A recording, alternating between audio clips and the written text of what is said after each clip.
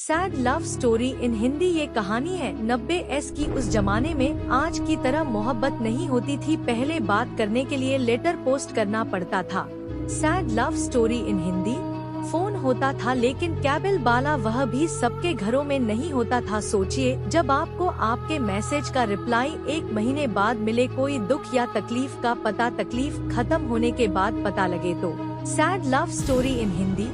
आज हम एक फोन करके सब कुछ पता कर लेते हैं। तो दोस्तों आज हम ऐसी ही एक कहानी पढ़ेंगे।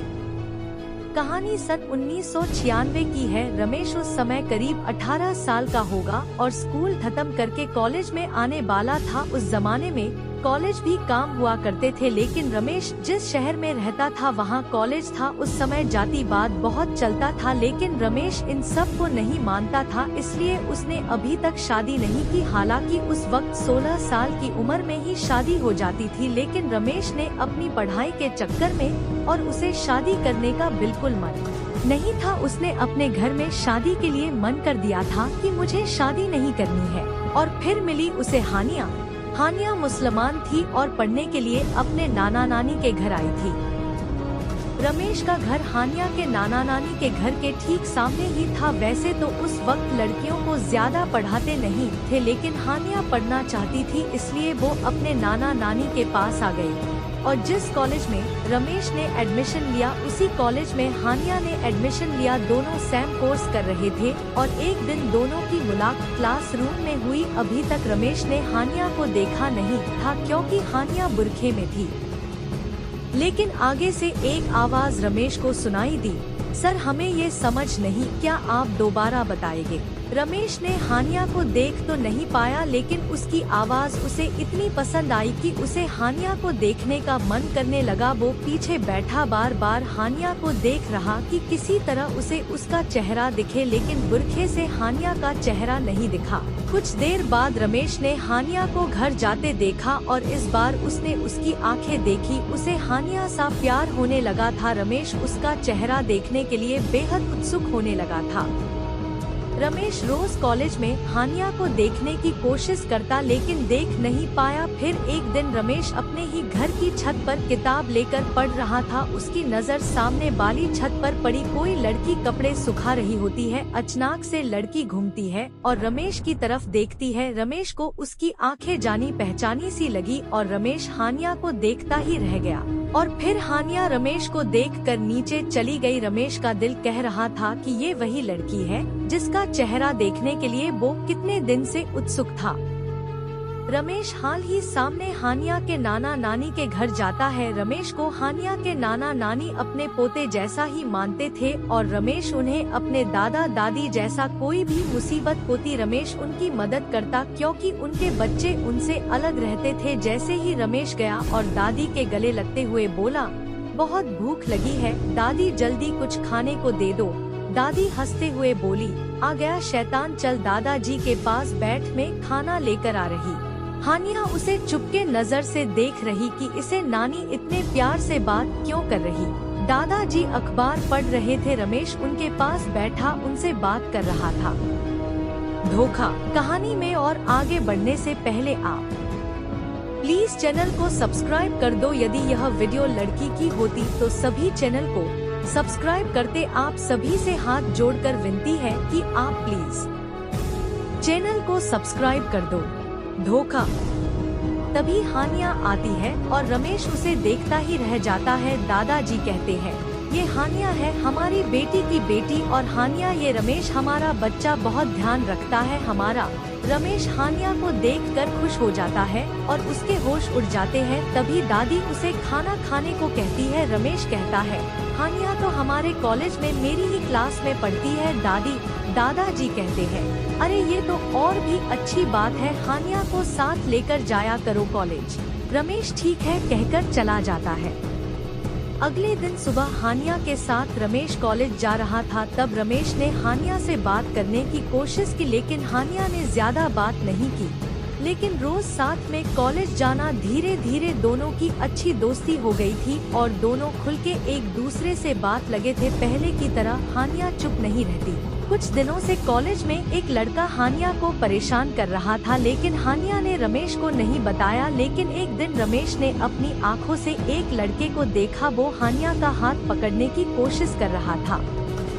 रमेश ने लड़के को मारा और उसकी कंप्लेंट की और रमेश हानिया से गुस्सा हुआ और बोला, तुमने मुझे बताया क्यों नहीं? उस हानिया रमेश को सुनती रही। धीरे धीरे हानिया को रमेश से प्यार होने लगा था, जबकि रमेश पहले से ही हानिया को अपना दिल दे बैठा था। कोई उसे गंदी नजर से देखे रमेश को ये पसंद नहीं था, इसलिए हर वक्त रमेश हानिया के साथ ही रहता था। एक दिन रमेश और हानिया एक दूसरे को छत से देखकर मुस्कुरा रहे थे। दादी ने दोनों को देख लिया।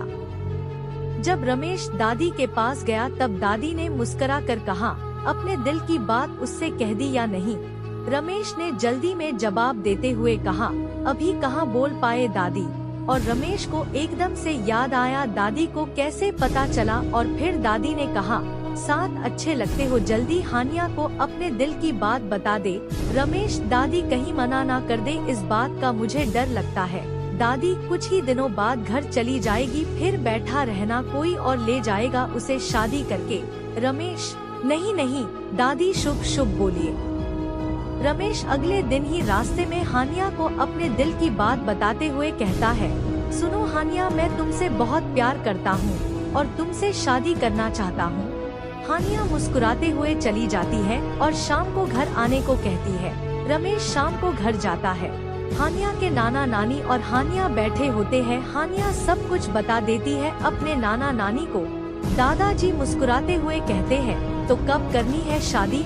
रमेश और हानिया उनका आशीर्वाद लेते हैं। धीरे धीरे दोनों साथ में समय बिताते हैं और समय कब निकल जाता है पता ही नहीं चलता। कुछ दिनों बाद हानिया की पढ़ाई पूरी हो जाती है और हानिया अपने घर जाने से पहले सबसे मिलती है, खासकर रमेश से। हानिया रो रही थी।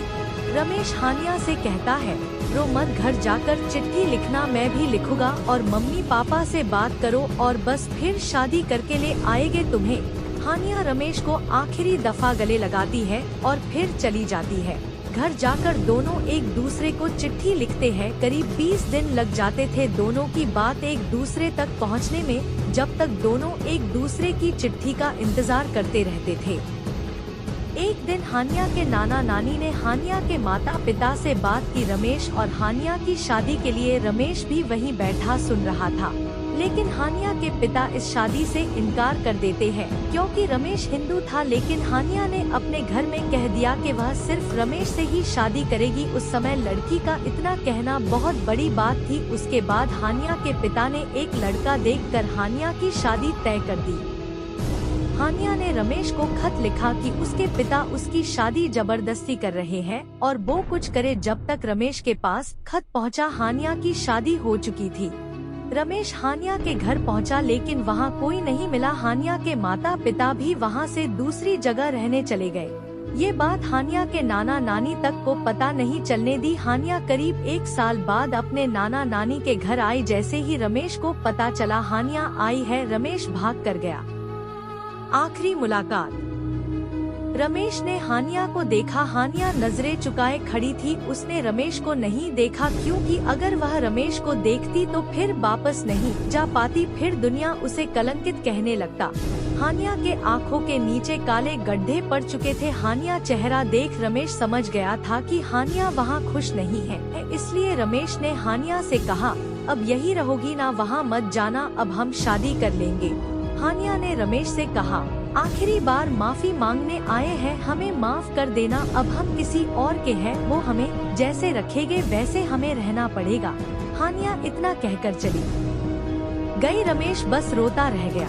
हानिया सारे जुल्म सहती रही, बिना कुछ बोले, और रमेश की मोहब्बत अपने दिल में दबाए बैठी रही। क्या हानिया ने सही किया वापस जाकर? तो दोस्तों अपनी राय कमेंट में जरूर बताएं। कैसी लगी आपको ये कहानी? और भी कहानियाँ पढ़ने के लिए क्लिक करें प्यार की सजा जिंदगी भर, अभिषेक की कहानी। अगर आपको इन कहानी में थोड़ा सा भी मजा आया है तो प्लीज चैनल को सब्सक्राइब कर दो। यदि यह वीडियो लड़की की होती तो सभी चैनल को सब्सक्राइब करते। आप सभी से हाथ जोड़कर विनती है कि आप प्लीज चैनल को सब्सक्राइब कर दे।